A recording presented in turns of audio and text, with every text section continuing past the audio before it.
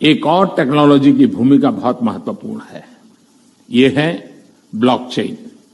ये technology minimum government maximum governance के सरकार के विजन के साथ जुड़ती है, उसे आगे बढ़ाती है। इसकी मदद से सेल्फ गवर्नेंस और सेल्फ सर्टिफिकेशन को और विस्तार दिया जा रहा है और भविष्य की संभावनाओं को तलाशा जा रहा है। सरकारी प्रक्रियाओं, उलझनों, अड़चनों को इसकी मदद से दूर किया जा सकता है। इन प्रक्रियाओं में सुधार से पारदर्शिता बढ़ेगी, भ्रष्टाचार कम होगा, अपराध कम होंगे और इन सबका सीधा प्रभाव भारत के नागरिकों की ईज ऑफ लिविंग पर पड़ेगा। साथियों, ब्लॉकचेन टेक्नोलॉजी का विस्तार भारत को ease of doing business rankings में बहुत ऊपर लाने की भी क्षमता रखता है।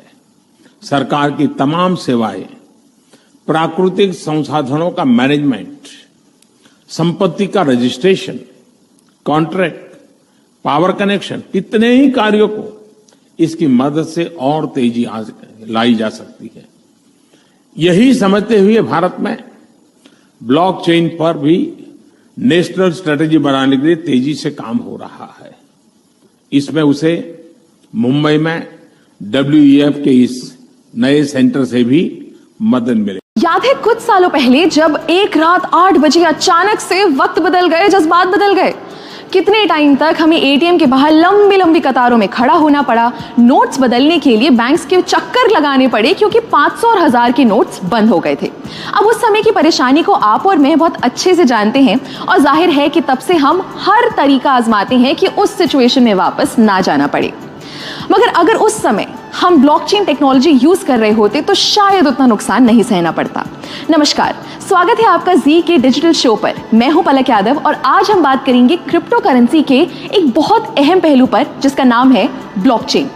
अब क्रिप्टो तो हम समझ गए, मगर ये सवाल आपके मन में जरूर आया होगा कि आखिर जितनी भी क्रिप्टो से होने वाली ट्रांजैक्शंस हैं उनका रिकॉर्ड कैसे रखा जाता है या उन्हें सिक्योर कैसे किया जाता है, या जो हमने क्रिप्टो की डिसेंट्रलाइज्ड होने की पिछले वीडियो में बात की थी, आखिर वो कैसे पॉसिबल है। इस सब का एक ही जवाब है ब्लॉकचेन। ब्लॉकचेन एक बड़ा सा बटा हुआ डेटाबेस है जो हजारों लाखों कंप्यूटर्स पे शेयर्ड होता है और ये सारे कंप्यूटर्स आपस में कनेक्टेड होते हैं। आसान भाषा में कहें तो जैसे एक दुकानदार अपने पास एक रजिस्टर बना के रखता है ना कि कितना राशन आया, कितना बिका, ठीक वैसे ही ब्लॉकचेन एक डिजिटल रजिस्टर की तरह होता है। अब वैसे तो ब्लॉकचेन का कई सेक्टर्स में इस्तेमाल हो सकता है, मगर ये हाल ही में सबसे ज्यादा पॉपुलर हुआ क्रिप्टो करेंसी से होने वाली ट्रांजैक्शंस के लिए। वैसे तो ब्लॉकचेन एक एक्सपेरिमेंट के तौर पर 1991 में आया था, मगर इसका इस्तेमाल शुरू हुआ 2009 में जब बिटकॉइन आया। जी हाँ, कुछ सुना लगा। सातोशी नाकामोटो ने जब 2009 में बिटकॉइन शुरू किया तब ही बिटकॉइन के आसपास उन्होंने ब्लॉकचेन का कॉन्सेप्ट यूज किया। चलिए इसको जरा ऐसे समझते हैं। फर्ज कीजिए आपने बिटकॉइन से कुछ खरीदा या बिटकॉइन खरीदा, तो ये जो ट्रांजैक्शन हुई ये इंफॉर्मेशन एक ब्लॉक के फॉर्म में बन के सेव हो गई। फिर आपने उस बिटकॉइन को बेचा तो फिर से एक ब्लॉक बन गया। अब ऐसे ही आप जितनी बार ट्रांजैक्शंस करेंगे तो उसका एक ब्लॉक बनता जाएगा और वो सारे ब्लॉक्स एक चेन से जुड़ते जाएंगे, इसलिए इसका नाम है ब्लॉकचेन। सिंपल। मगर ये हमारे ट्रांजैक्शन यानी लेन देन के डेटा को सेव कैसे रखता है? हर एक ब्लॉक की अपनी एक आइडेंटिटी होती है। जैसे आप और मेरा फिंगरप्रिंट कभी सेम नहीं हो सकता, वैसे ही हर ब्लॉक को एक की मिलती है जो उसकी अपनी होती है और सबसे अलग होती है। क्योंकि ये डिसेंट्रलाइज्ड होता है तो अगर इस चेन के किसी ब्लॉक में कोई दिक्कत भी आती है तो बाकी ब्लॉक्स पर कोई फर्क नहीं पड़ेगा। ब्लॉकचेन एक ऐसा सिस्टम है जिसे हैक करना, हटाना या चेंज करना लगभग नामुमकिन है।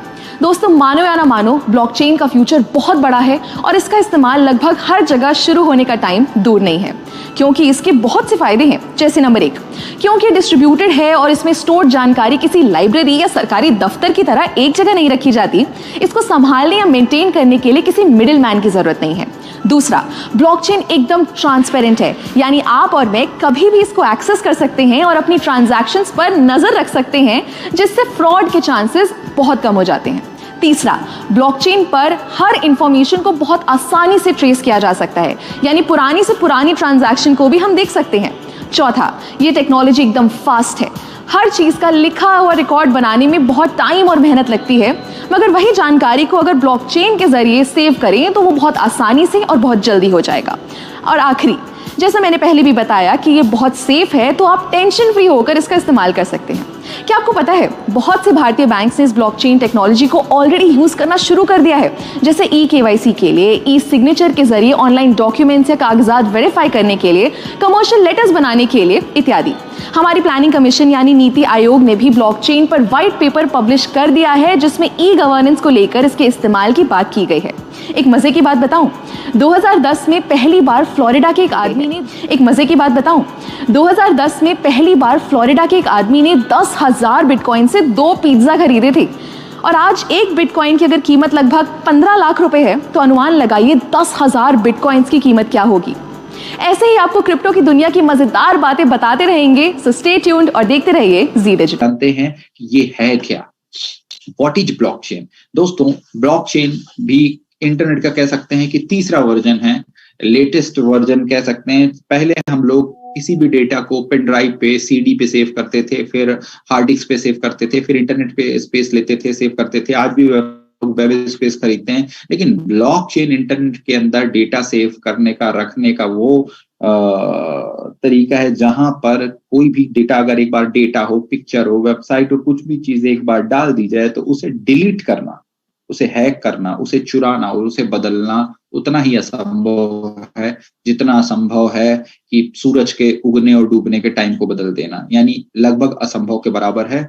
और मैं सलाह दूंगा कि जो खाली टाइम हम अपना आलतू फालतू की वीडियो देखने पर लगाते हैं, उसकी बजाय अगर हम वेब 3.0 के इन टेक्नोलॉजीज के बारे में सुने कि वो ब्लॉकचेन एक्चुअली होता क्या है, लाखों वीडियो पड़े हैं, बट वही है कि आप चाहें तो टाइम का सही यूटिलाइज कर सकते हैं। और दोस्तों, एक नुकसान भी है, अगर आप इन चीजों को नहीं जानते हैं तो नुकसान ये होगा कि वेब 3.0 से रिलेटेड अपॉर्चुनिटी आपके पास आएगी, तो हो सकता है कि आप उसे स्कीम या फालतू की चीज समझने की गलती कर दे और एक बहुत बड़ा मौका आपके हाथ से निकल जाए। और आज से 5 से 10 साल बाद आप किसी के साथ बैठ के कह रहे हो कि अरे यार, मेरे पास भी मौका आया था, लेकिन उस वक्त मैं समझा नहीं, अगर मैं समझ जाता तो शायद आज मैं भी मिलेनियर या बिलेनियर होता।